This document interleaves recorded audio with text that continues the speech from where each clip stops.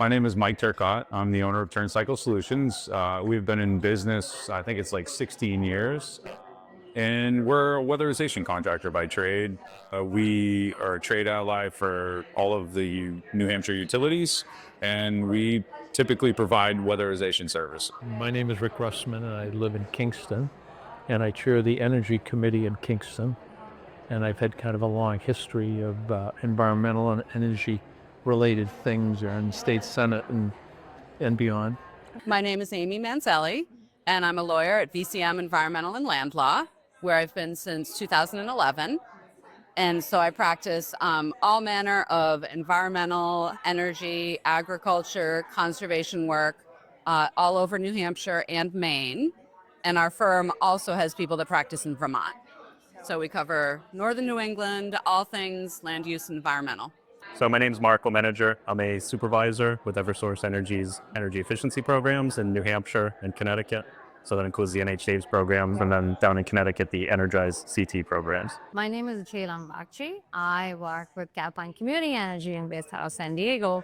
I am a Community Choice Client Manager, so I work with our clients across the country. So from the West Coast all the way to the East, I have clients across the board in different states, and hopefully more because, it's always exciting. And my work is to make sure that wherever there's opportunity, we can make things happen because that's what we're here for. We're here to make sure you have what you need at the right time. I'm Jitin, Director of Community Solar Initiatives for Vision Energy. And in my role, I lead the company in bringing solar to low-income communities or organizations in the state of New Hampshire. So my focus is limited to New Hampshire, even though Vision Energy operates in 3 states. What brings you to LES? What are you excited about? And what do you really take away from the conference? So I'm really excited to interact with a bunch of my different friends at different businesses and entities, and just to catch up, but then also to gain kind of their experience or understanding of where we are with some of the topics that are being discussed. Always like to learn something new. I mean, that's a lifelong thing, but surely on energy issues, it's a rapidly changing field, and so unless you stay current, you get behind. And so it's really a dynamic conference in the sense that you learn so much outside of your exact purview, right?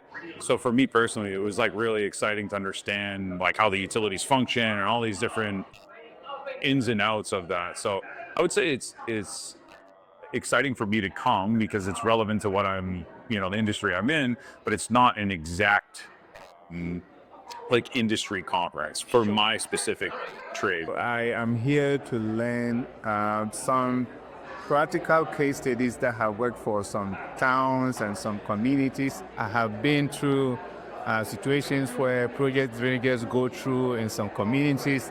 I have come here, I have listened to some presenters. They have shown us how they were able to navigate some of the challenges that I personally faced in my line of work. So I'm hoping to go back with some of those ideas to impact on the communities in which I work. And coming to LES really showed us that there was so much potential, there was so much interest. It's the conversations. You get to listen to a lot, you get to really understand the community engagement. And New Hampshire is a very engaged state. People want you to know what they think. They have an opinion, they're very participative. LES really brings all of that together. We get to meet people across the board. So we're not talking in our bubbles. It's just, we meet everyone who has a stake in it, but also people who are figuring out how they'll have a stake in it. And I get to go to a conference that does it better. We learn a lot. I love the sessions, but the conversations outside, I mean, that is just phenomenal. So workforce development is one of the largest things that gets me excited at the moment. I actually, with some partners from GDS, we actually created a energy conservation workforce development stakeholder group. And so there's various people that are in these adjacent industries that are actually here today. And so our goal is to try to help not create silos with these, like the Department of Energy in New Hampshire Saves, because everyone's trying to get workforce in New Hampshire up. I'm super excited about the federal Solar for All program. because it shouldn't be cost prohibitively out of reach for everybody. I think some of the challenges currently are how do we handle the transition to a winter peaking system and a growing electric demand on the system. But one of the biggest opportunities that I'm excited about is how does battery technology continue to evolve? The other big obstacle is change.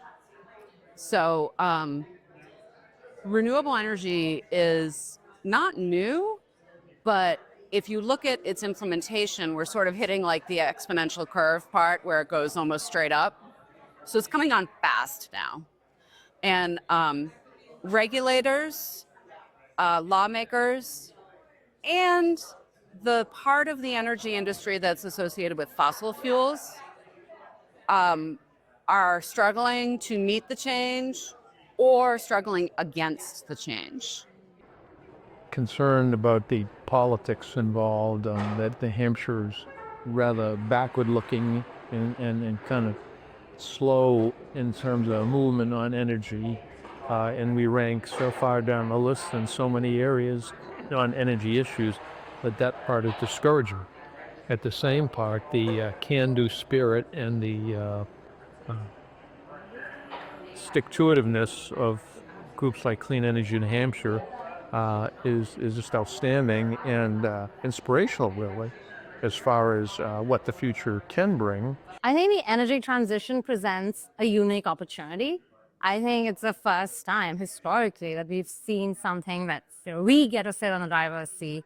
A lot of us generationally, this is new. So we get to come in and really change the narrative, change the game, think about new things. We get to reframe a conversation that was just handed over to us.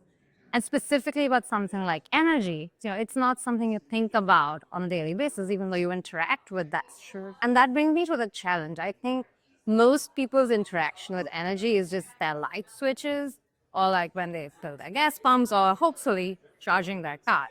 But that's where it ends, right? But there's so much behind that ecosystem. And because that is sort of a black box, I think the challenge really is we don't have a lot of people looking at this as an industry to work in or think about career aspirations. And so I think we're just not seeing enough talent come in. And I think that is the biggest challenge we might face. I mean, there's so much going on, but we need the people, we need the human resource and drive this transition. And I think we don't have nearly as many young people, nearly not as many as diverse people in the field that we need to really drive this and move the needle for us to benefit as a future. I believe that as we move along, this is the most important item, right? So like we are the low hanging fruit. I always say that to our staff is like the building show measures and lowering people's cost is the easiest infrastructure for the energy economy to actually be sustainable, right? So conservation is the first step. Then power generation is the second, and then so on down the line from there. So for me, I kind of tell our guys and our admin staff and the people that work around us is like, we are the tip of the spear and we have to act like that. So, I like to think about it in historical terms, about maybe how the railroads and, the horse breeders felt when the car came. Like in hindsight, nobody would say, well, we shouldn't have done the car, you know? But 100 years ago, people might have said that. And so I sort of think of it like that. Like it's an inevitability. It's coming. Let's do the best job we can. Said though, I think there is a lot that can be done. There is a lot that is being done. The conversation is moving. It is exciting. I think for someone like me, this was an obvious choice. I come from an energy family, so this is all I ever thought about doing. But I think that others who are aware of this. And so I do see, I think the challenge I point out might be resolved, but I think that is what we're going to be seeing more and more, the one we're going to focus on the most. This also is, like I say, it's just inspiring to hear some of the passion of their speakers and how happy, involved they are, and that's just great. I mean, I'm a little older, so it's great to see younger professionals that are really stepping up and really encouraged and really excited about it.